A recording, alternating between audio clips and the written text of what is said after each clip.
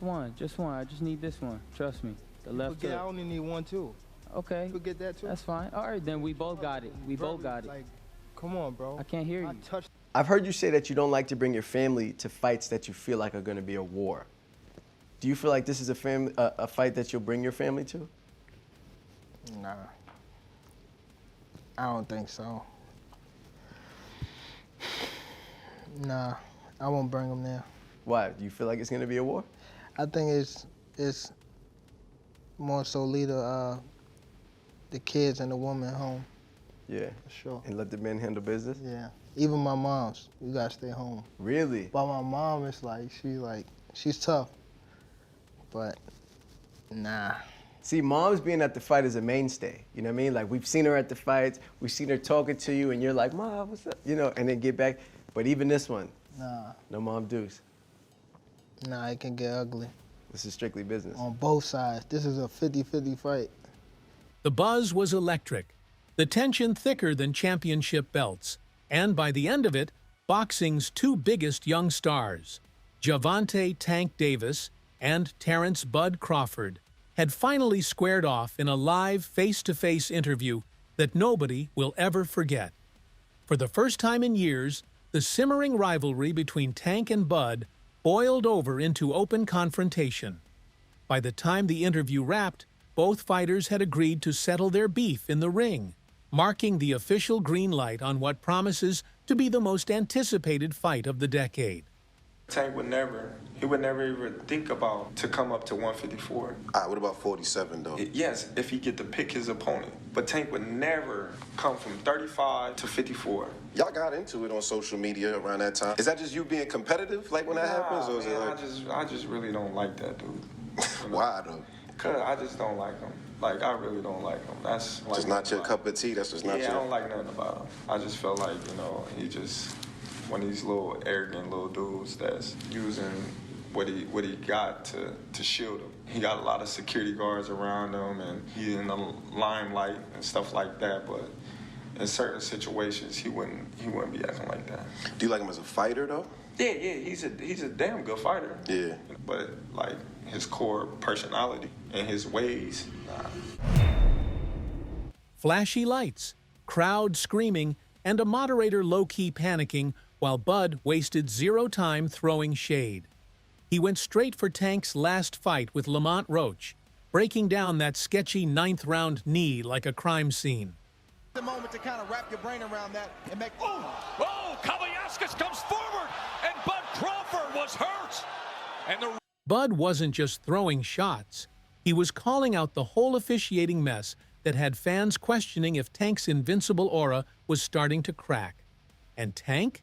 He didn't flinch, matched the energy, met every shot with a stare. But here's the thing, he never actually denied it. Not once. By the time they both cooled off, it was obvious. This beef ain't getting squashed with just talk. If we was to fight right now on the streets, I'll break your fucking neck. And that's on my kids. And you know it, I know it, and the whole world know it. And I'm not talking about no fighting in the ring. If me and you was to fight outside, I will break your neck. And now it's official. No more tune-ups, no more, we'll see. Tank and Bud locked it in, with a rematch clause and everything. They're running it in Vegas this fall. 12 rounds, legacy on the line. Pound-for-pound supremacy up for grabs. This isn't just a fight, it's the moment. Let's rewind. The tension between Terence Crawford and Gervonta Davis has been simmering for months.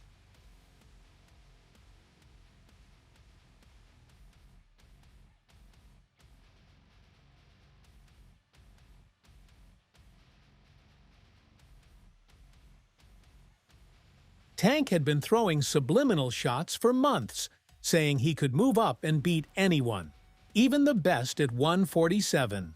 And when fans started asking about Crawford, he didn't shy away. In fact, he leaned into the smoke. 47, how does a fight with you and Terence Crawford look? 147?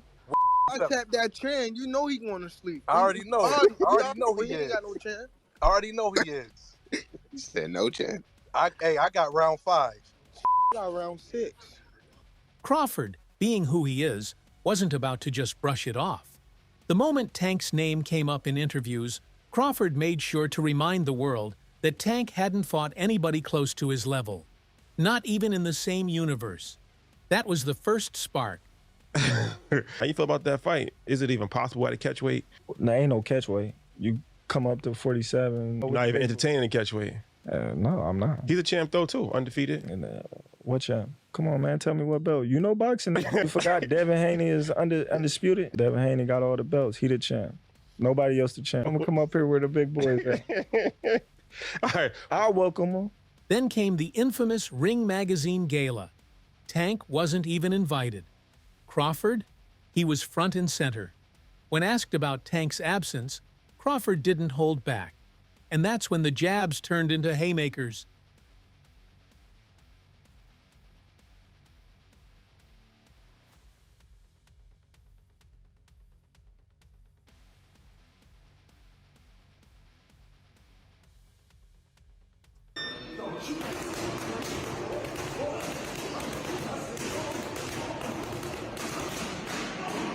Crawford took this personally.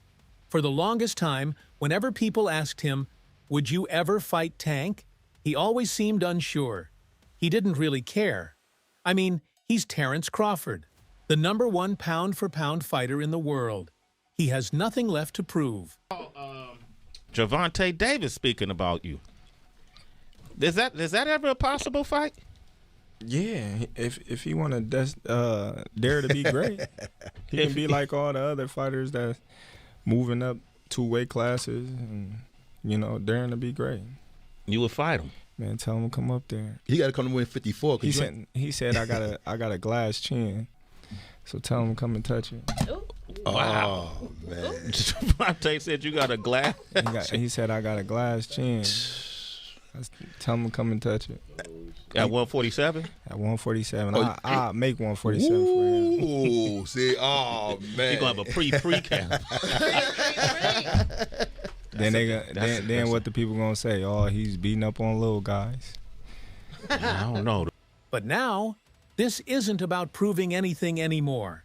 It's about humbling Gervonta "Tank" Davis. It's personal now. Bro, when people, what I got from that is he's a hater. You don't know me as a person. Let's say you don't like me. Like, you don't know me. Like, you feel me? And I don't give a fuck him. And everybody in the crew, I mean, with him. Same question for you. You're a proud father. Behind the scenes, negotiations started stirring.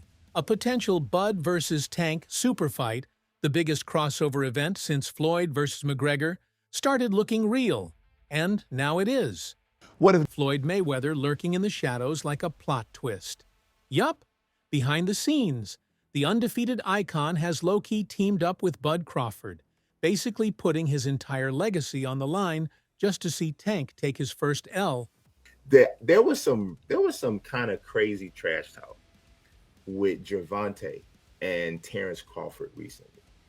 And one of the things that I've always kind of noticed is most of the time. And let's be real. Floyd knows Tank better than anyone. He molded him, trained him, walked him through the sweet science like a father figure. Tank Davis, he was a young kid, came up to me when he was a kid, wanted an autograph. I signed his phone for him and told him, "You'll be world champion someday, and I'll be your promoter." Years later, he was working with some people from our team because our team is huge. We got guys in D.C., Baltimore, Philly, New York, all around. He won a few fights. I think he was like 8 or 9 and all. I told him, in under 24 months, you'll be world champ. Made the right moves, put him in the right position. He's a multi-millionaire now. Absolutely. He was a kid that couldn't even buy a bus ticket. Now he's a multi-millionaire. But behind closed doors, it was toxic. Tank hated how Floyd hogged the spotlight. Like, I gotta do that. A lot of people don't know that what Floyd do. He said. So you feel like it was a sub, like he was subbing you, like, oh, like he was going at me. He was going at me, and I knew for sure he was going at me. That's why I went at him. There's no reason for me to go at Floyd. Yeah, that's what I was thinking. Cause I feel like y'all got, I would say love hate, but it's been like the last interview you showed them love. This week it was whatever. But is that sometimes like, is it just like big bro, little bro seeing things different, or what is it to you? No, Floyd don't never. He feel as though I'm at that point where as though I passed him. And I'm doing it at a young age. Wait, like when Floyd was 29, you'll see, bro. Yeah. That deal that I'm talking about. Yeah. Oh, that's a part of deal. He don't know about that yet. But that's bigger than his deal. Damn. Wow. And I'm just releasing it. This is exclusive. That's exclusive. Bigger than Floyd deal? Yeah. Tank, don't cap, nigga. That's a lot of bread. Floyd, on the other hand, hated how Tank kept getting into trouble and making the brand look bad. I remember first hearing an issue between Floyd and Gervonta before Gervonta fought Pedraza. And the issue I heard was that Floyd didn't want Gervonta to stay in Baltimore because he felt there was too many distractions for him in Baltimore, and he wanted to stay in Vegas. And the story I was told at that time was that Floyd gave Gervonta one of his penthouses or one of his apartments in the Palms Hotel, and he said, "This is your apartment. I'll furnish it for you." He got him a Jeep. At the time, Gervonta was not a world champion. He got him like a Jeep, a 4x4. You know, he basically said, "I'll make it comfortable for you. I don't want you to go to Baltimore. I want you to stay here. I don't think Baltimore is the place for you," you know? And what I was told was Gervonta sold all the furniture, sold the Jeep, and went back to Baltimore and bought a Benz. You know, with that's what I was real. That's what I was told at the time. So fights over contracts, fights over money, fights over control. It got so bad that Tank publicly said he was leaving Mayweather Promotions. But now, with Calvin Ford officially out of Tank's corner, Floyd's presence on Bud's side hits different. It's giving 2v1 energy. Floyd's elite ring IQ and insider knowledge versus Tank, trying to tap back into that old-school savage mode he had when he first blew up. Skill for skill, none of these guys can mess with me. Like, nobody. I feel like my skills is way better than, like, Floyd. Like, if I'm on my game. I take that back. Probably hand in hand. But skill-wise, nobody on TV that's fighting right now have more skills than me. Nobody. And after what happened in the Roach fight, that advantage might be everything. Tank looked off, like really off.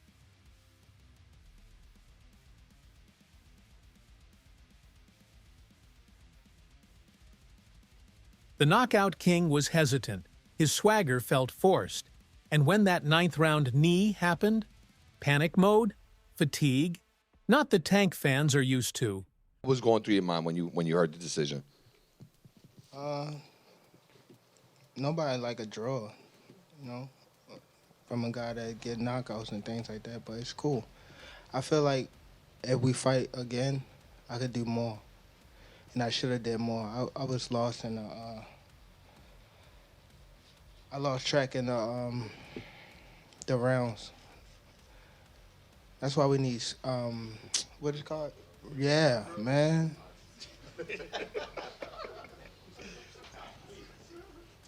I didn't know what round it was. Facts. Tank, Eric Blum from DailyMail.com. First off, your coach just said, can you confirm, did you get your hair done 2 days before the fight? Yeah.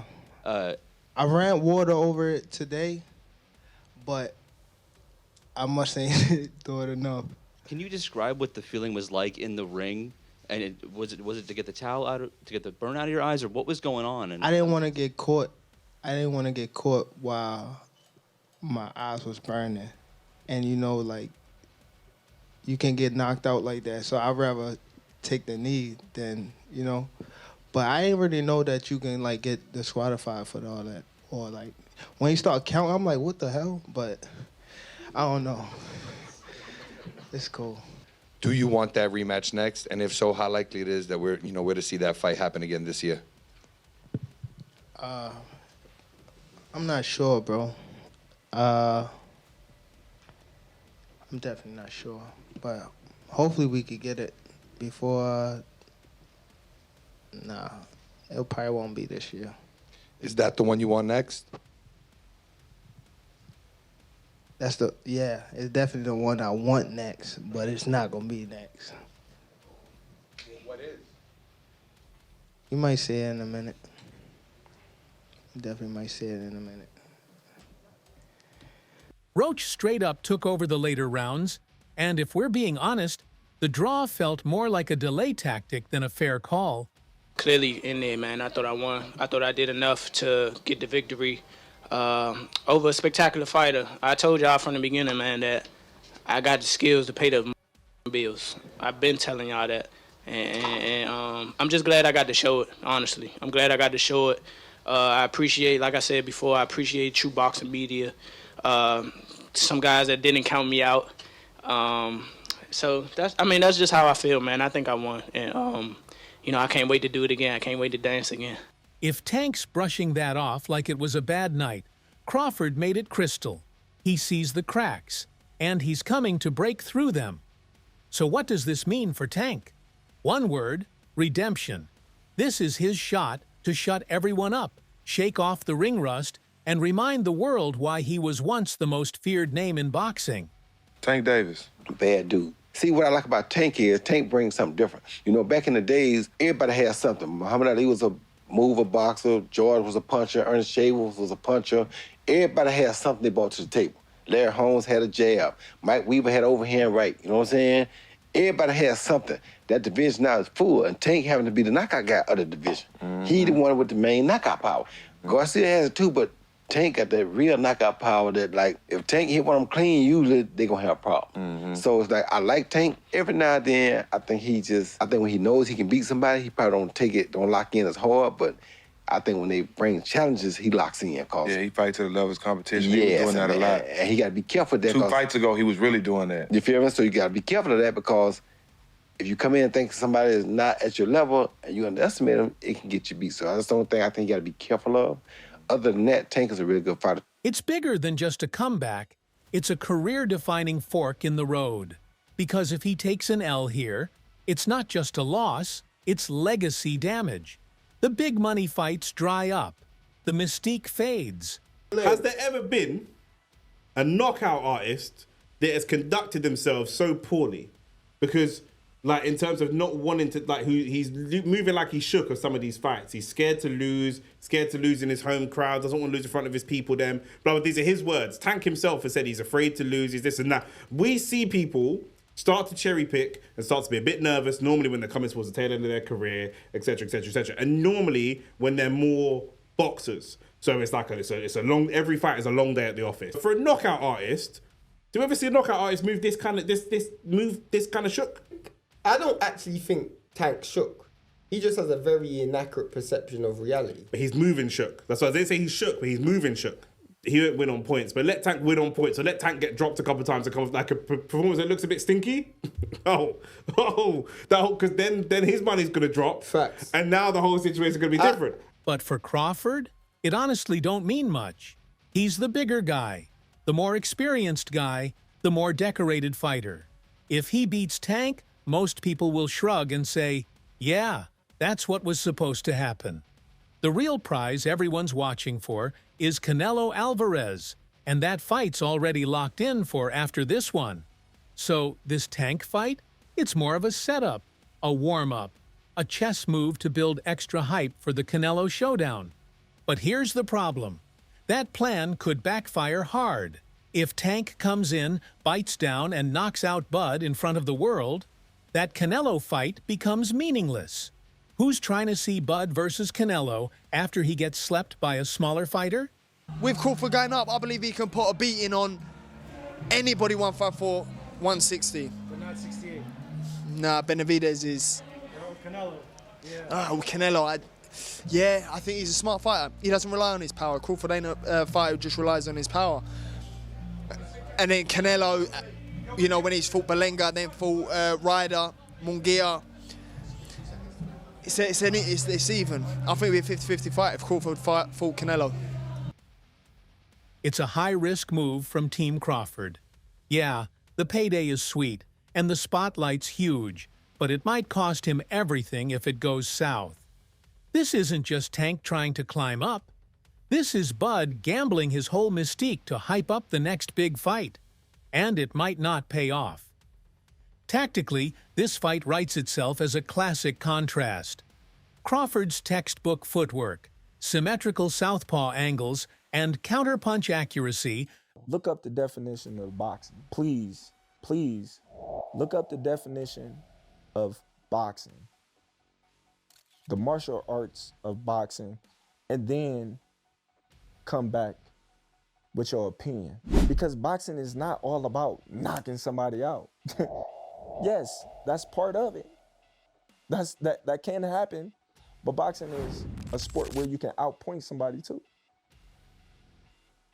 That's why they go to the scorecard. I appreciate that take, bro. That's real, real educated, man, real thoughtful. But, you know, you ain't had a decision win in a long time, bro. You know, you known for, like, being a great finisher. So I appreciate that. But that ain't how you moving, though. Right. Follow for more. Versus Davis's heavy hands, explosive entries, and high-pace burst and bash style. Tank's best nights come when he dictates range with fearless aggression. But against Bud, he'll meet someone who rarely stands still and hits twice as hard on counters. My hands, before I go see Tank, I gotta get shots in my hands. Then I gotta make sure my hands is right, because I don't dumb him down with his punches. I let him do it, you know what I'm saying? And he get to a point, you all right, you all right? Yeah. Nigga, work. I just feel sorry for them guys that really pushed the button. Martin pushed the button. Y'all see how it went out. Throw in Floyd's tips. How to bait Tank into lunging, when to time the straight left, and how to frustrate Davis into mistakes. And you've got a roadmap to shock the world. So that's all from today's video. If you enjoyed it, remember to leave a like, subscribe, and ring that bell icon so you never miss our upcoming videos. And don't forget to share your thoughts in the comments section. Stay tuned, and we will catch you in the next video.